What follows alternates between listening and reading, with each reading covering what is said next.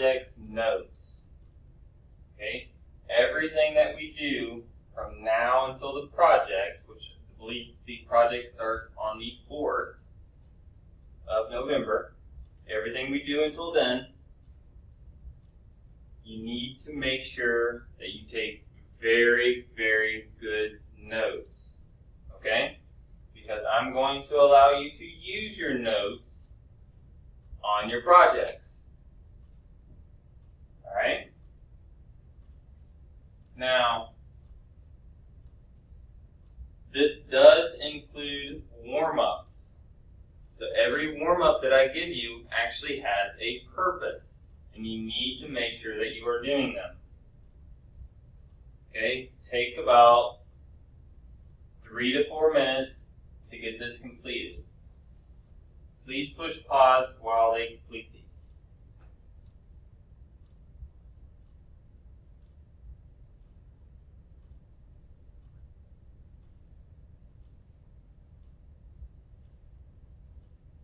Okay, number 1 is just asking you to factor. Well, first off, these are perfect squares. Okay? And we have a minus sign. So that's the difference of 2 squares. So that means you're going to have this set up right here. Okay? Where you're going to have 2 and x, 2 and x, with a plus and a minus between them. That's how you factor it. Okay, number 2. Whenever you are adding fractions together, you need common denominators. Alright? The common denominator here is x plus 2 and x minus 1. Okay? Now, what is your first fraction missing? What is this fraction actually missing in the denominator? It is missing the x minus 1, so I need to actually multiply that in on top. That's one, just like that. Plus, what is this fraction missing? The 5. It is missing the x plus 2, so I need to multiply that in. So it looks just like that. Okay, from here, you collect like terms, you distribute like terms, so you're going to end up with 3x minus 3 plus 5x plus 10 all over x plus 2 and x minus 1. Notice that I'm leaving the denominator factored. I'm not actually distributing it out. You only do that at the very end. Okay? If necessary. Okay, on the top, the 3x and the 5x go together, so that's 8x. Okay, and then it's going to be plus 7 divided by x plus 2 and x minus 1. Alright, nothing actually cancels out. Nothing is the same. They're both binomials, so they have to be exactly the same to be able to cancel. So this right here is your answer. Again, notice I didn't have to do anything to the denominator. Alright? Okay. Trigonomic identities is your project. Okay? These are the reciprocal identities. You must know these. Yes, you are going to have to memorize these. I said that you can use your notes on the project. I understand that. But you're going to also have a test over this stuff after the project. So you have to actually memorize these. So just kind of understand that.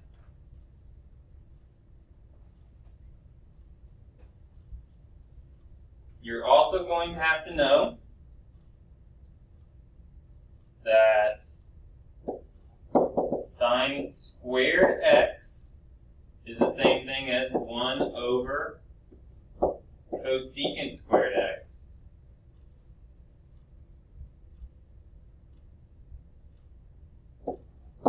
cosine squared x is the same thing as sine x squared. And 3 over sine x equals 3 cosine x. It's the exact same thing. Notice how I'm writing x next to each one of these. You have to put your x, okay? If you leave those off, I will count them wrong. Alright, let's go over the ones that I just wrote down, make sure everyone understands this. Okay, notice on this first one where the squared is. It is not actually squaring the x, it's squaring sine. That's very, very important. Okay? Cosecant is just the reciprocal of sine, so I can write it just like this. On the second one, again, I am squaring sine, not x. It's very, very important that you actually see that. On this last one, now I just chose 3. I could have chosen any number. Okay, it could have been a 5, it could have been a 6, whatever. But this is multiplication. This 3 right here is just multiplication, right? Okay, sine's on the bottom, so that's the same thing as saying cosecant. So it's 3 times cosecant.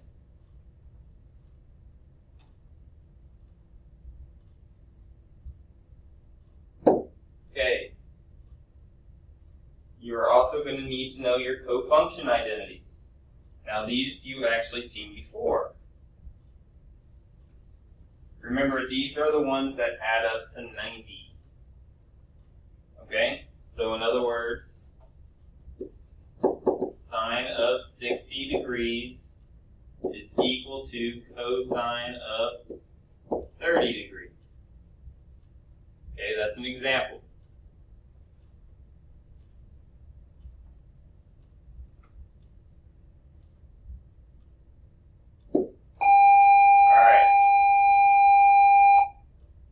Pythagorean identities. Okay?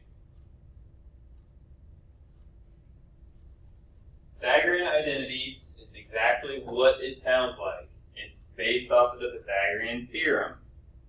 Okay? Sine is the same thing as saying y, and sine being squared, so that's the same thing as saying y squared. Plus, okay, cosine is the x, and it's squared, equals 1. Okay? Now 1 is your hypotenuse, so it's like it's on the unit circle, right? Okay, so if I actually had a graph, okay, and the unit circle, remember, every side is just 1, right? So in other words, the line to here would be 1. Okay? If I drop a line straight down, that makes a right triangle. This would be my x, this would be my y. So it's the same thing as Pythagorean theorem. Okay? And that's how they actually came up with this. Okay, so this is another one of those ones that you're going to need to have memorized. Alright? Is sine squared x plus cosine squared x equals 1. Now remember, since this is an addition kind of problem, I could write it backwards, right? I could actually write it cosine squared x plus sine squared x equals 1. So just understand that. The order doesn't matter because it's addition. Okay? Now I can do a lot of different things with this, so you need to be very careful. Since this is an equation, I can move things around using algebra. Okay, so in other words, I could subtract cosine squared x from both sides. What would that look like? That would give you sine squared x equals 1 minus cosine squared x.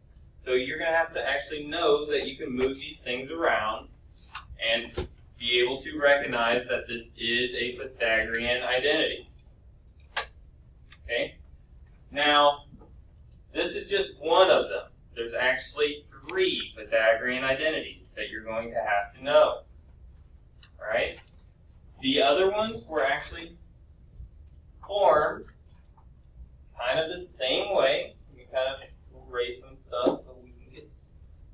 down to the fun stuff. Okay? It's actually created from the equation that you see, so plus cosine squared x equals 1. Okay? And we can do other things just besides addition and subtraction, moving things around using algebra, right? We can actually multiply the entire thing by something, correct? So I could multiply this entire equation by, let's say, 3. Okay? And it's legal. As long as you do everything that you do to one side to the other side. Okay? Well, what if I multiplied the entire thing by 1 over sine squared? Okay, what would that look like if I actually multiplied everything by 1 over sine squared? That'd be like putting sine squared x on the bottom of each one of these. Okay? What would that actually turn into? What would that actually be if I use my identities? Okay, sine squared x divided by sine squared x is 1. Okay? Plus, okay, cosine divided by sine. Okay, let's look at our identities chart. What is that? Cosine divided by sine. Well, that's actually cotangent, and since they're both squared, it's cotangent squared x.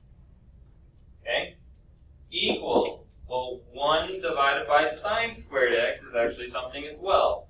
Okay, that's actually cosecant squared x. So this right here is another one that you're going to have to know. 1 plus cotangent squared x equals cosecant squared x. Alright? Well, I didn't have to multiply it by 1 over sine, right? I could have actually multiplied it by 1 over cosine. Okay? And that's what we're about to do. Alright, so let's actually do this. It's going to be, write our original up there, sine squared x plus cosine squared x equals 1.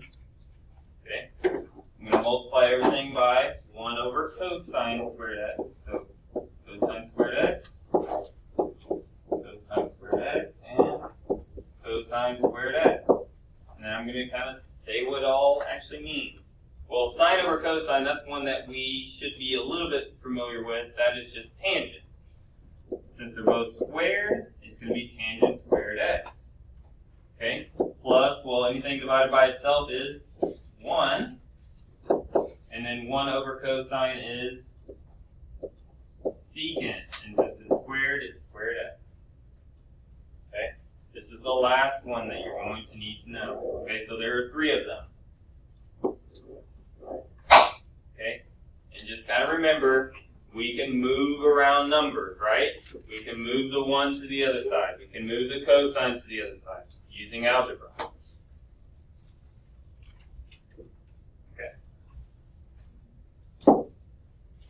Alright, what I've actually written down here is tips on how you should approach each and every problem.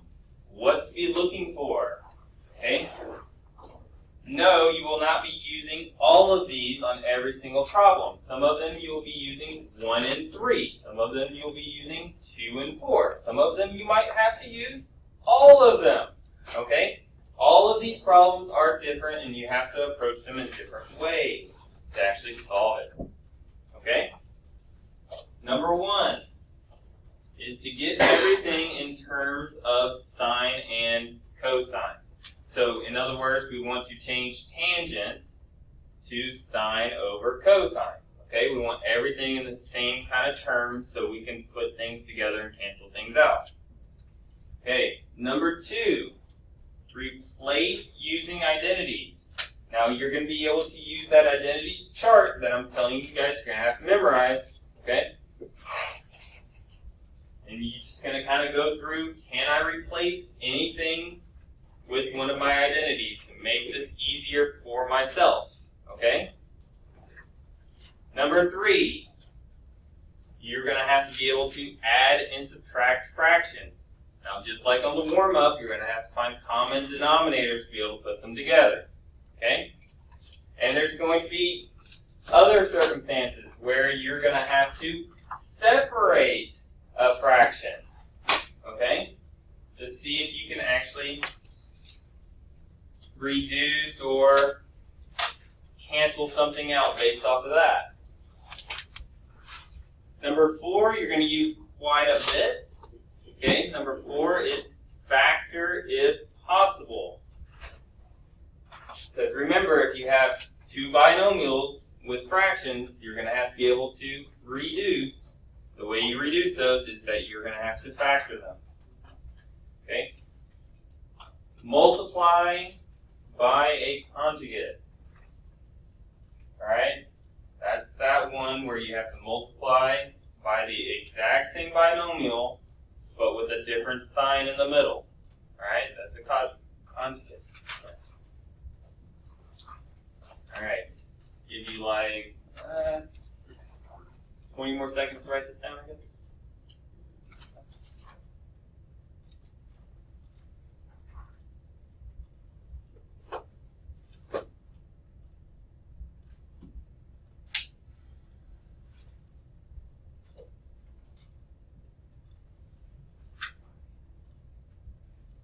Okay.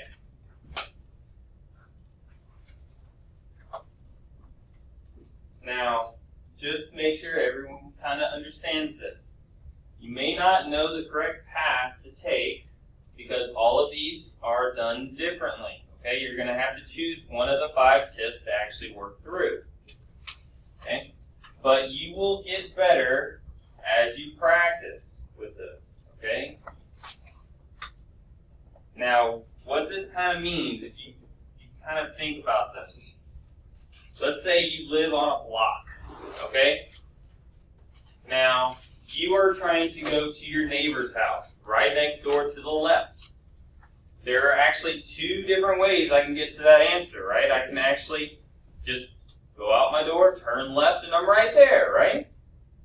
Or I could have went out my door and actually turned right and had to walk all the way around my block to actually get to my neighbor's house. Am I still getting to the same house? Yes. Okay. Is one longer than the other? Yes. Is there anything wrong with going the long way? No. You're still getting that same answer. Sometimes you will be going around the block a couple times before you actually end up where you want to. So understand that with these. It just depends on which tip you choose and if you've chosen the proper one. Alright, if you see cosecant squared x minus 1, well, I could replace that with cotangent squared x because that is a Pythagorean identity. Okay, they mean the same thing. Or I could notice that they are both perfect squares with a minus sign between them. So I could actually factor this and make it look like this. Cosecant plus 1 and cosecant minus 1. Or I can completely rewrite it in terms of sign. Okay, I could put 1 divided by sine squared x minus 1. Okay, so I have a lot of options that I'm going to be able to choose from. And like I said, choosing the right one just takes practice.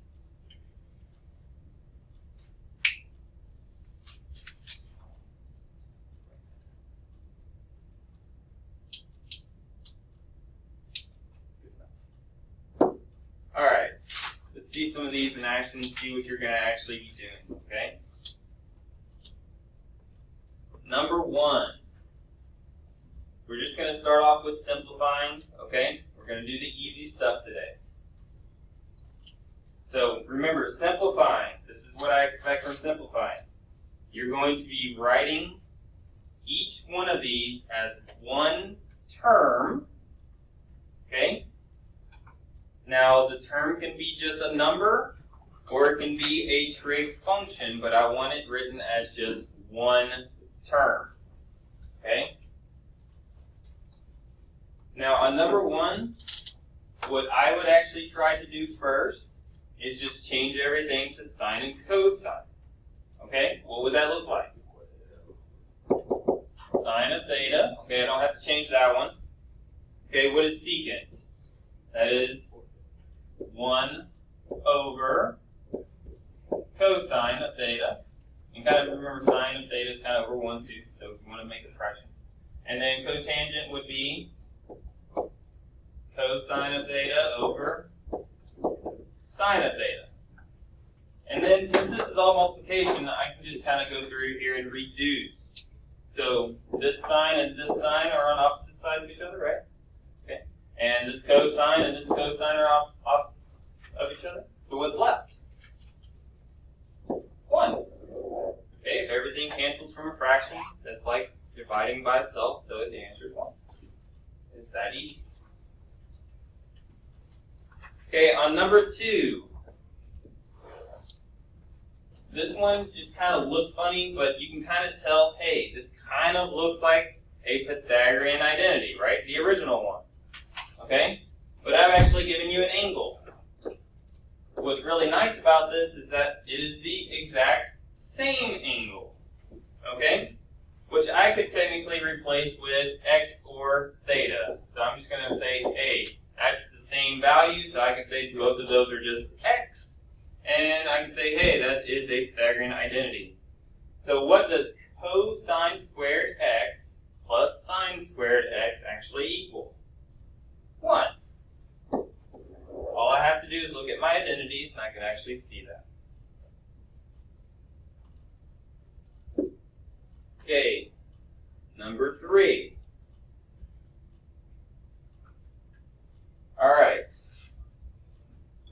What would happen if I actually distributed that out? What would I actually get? Well, they're both the same things, except for I have a plus and a minus between it, right? So that's like the difference of 2 squares.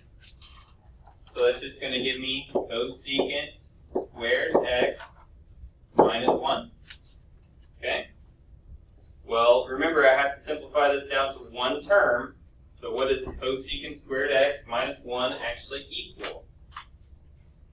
Well, if you look at your Pythagorean identities, anytime you see a squared, you should already go to Pythagorean identities. That should be like your go-to. Okay? Well, if I move a couple things around, I know that this is just cotangent squared x. That would be your answer. Notice it's just one term. It's just one function. Okay?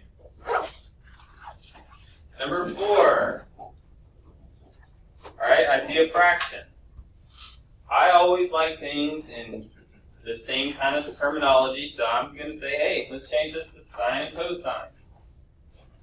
So I have cotangent, which is cosine x over sine x, and it's being divided by cosine x, and it's technically over 1. So whenever I flip that over, it looks like this, because whenever you divide 2 fractions, you have to flip the bottom and multiply. So it's going to be cosine x over sine x times 1 over cosine x. Cosines are going to cancel. You're left with 1 over sine x. Well, what is 1 over sine x? Cosecant x. There's your answer. Okay, we got a few more to do today. Okay. All right, number 5. If you kind of look at it, we can't really do anything inside of the parentheses right now. So let's say we distribute. I think distributing would probably be the best option here. So let's actually distribute our secant theta in.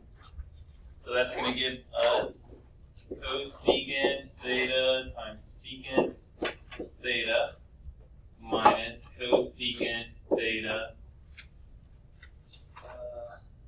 cosine theta. Like that. Okay. Well, kind of look at it and say, can't really do anything with that. So I can change everything to sine and cosine, just kind of see if anything actually combines or not. So cosecant is 1 over sine theta. Since they're right next to each other, that is multiplication. And then 1 over cosine theta for secant minus 1 1 over sine theta times cosine theta, and that's like over 1, right? Okay, so what do we actually have here? Alright, we have 1 over sine theta times cosine theta minus cosine theta over sine theta. Okay. And then you kind of look at it and say, okay, what can I do now?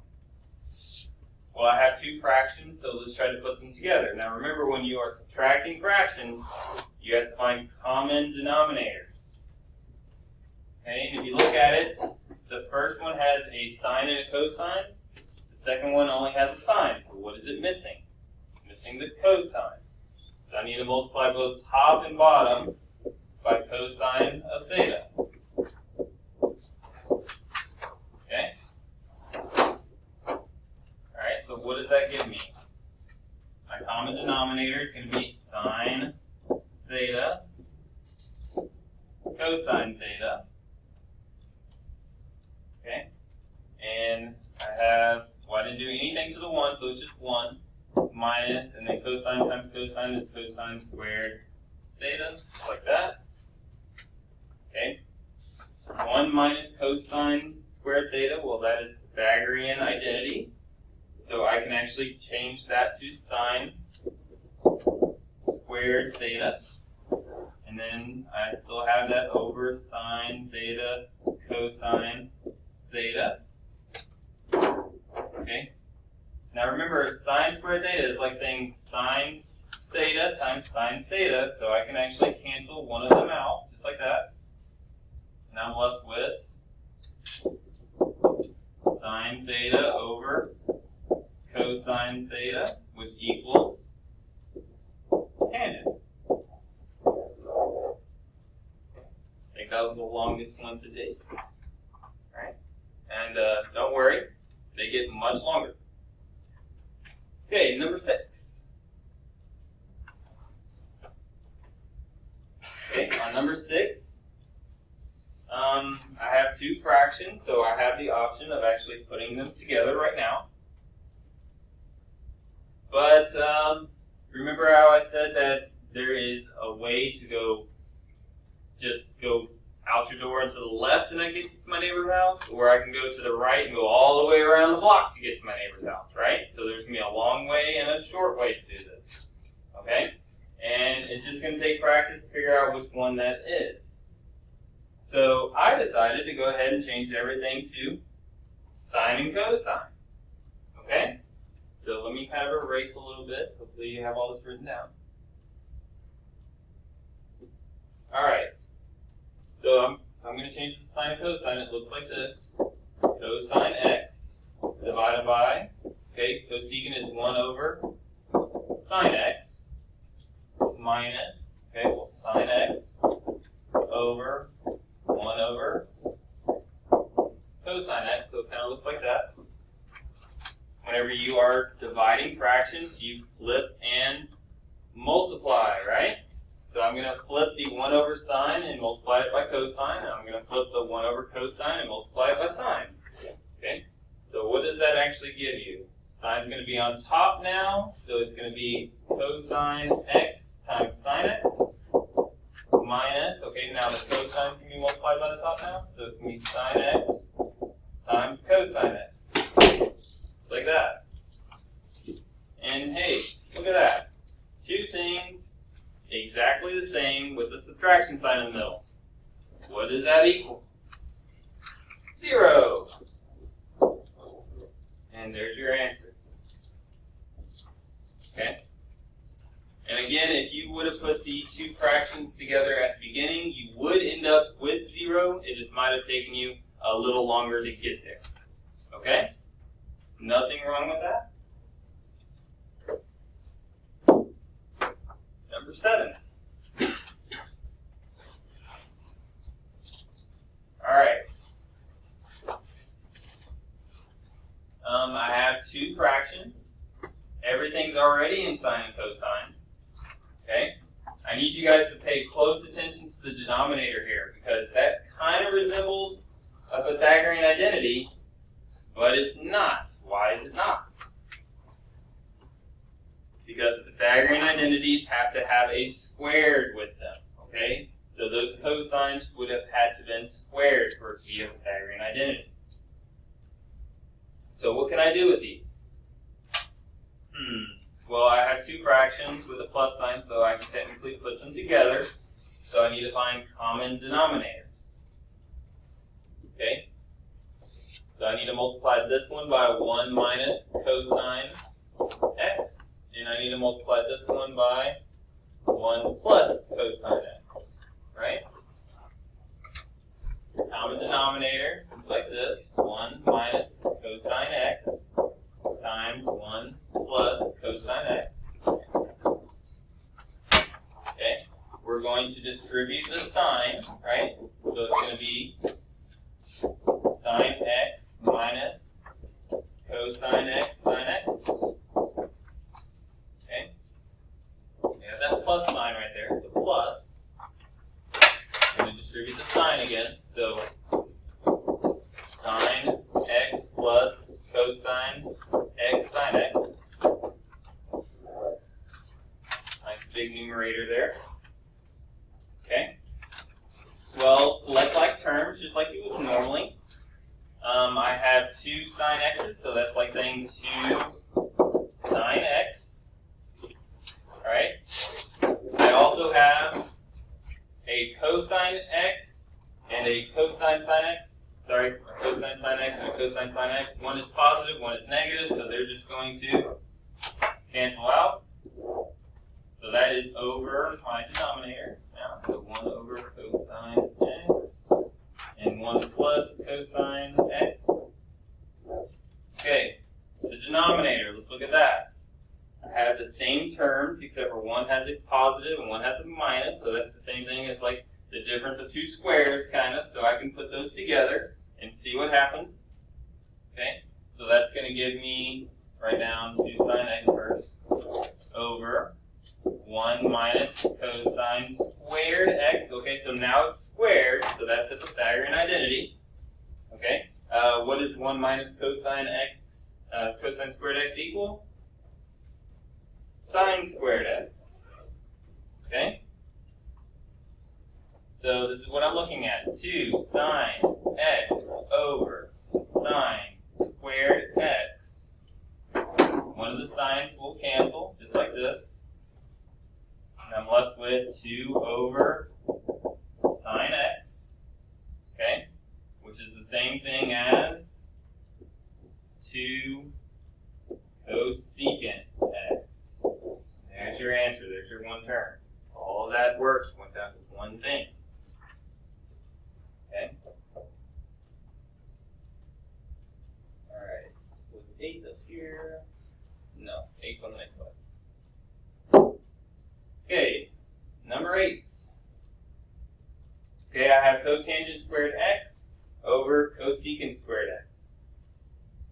Well, I could change cotangent squared x with its Pythagorean identity if I wanted to. Okay, but if I did that, I would end up with a 1 and stuff, so I wouldn't be able to cancel it anyways, anything with that fraction, so let's kind of veer away from that. What else could I do?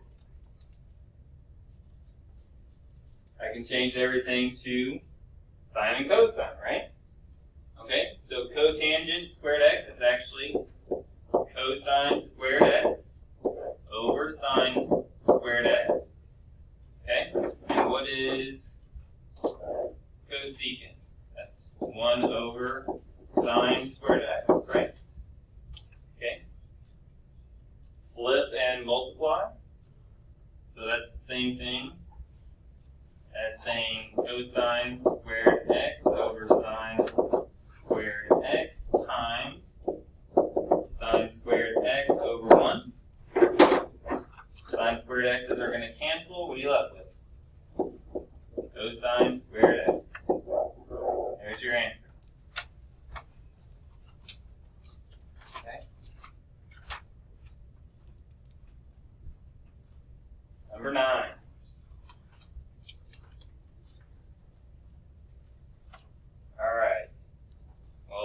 ways that we can actually work this thing. Alright? We can change everything to sine and cosine.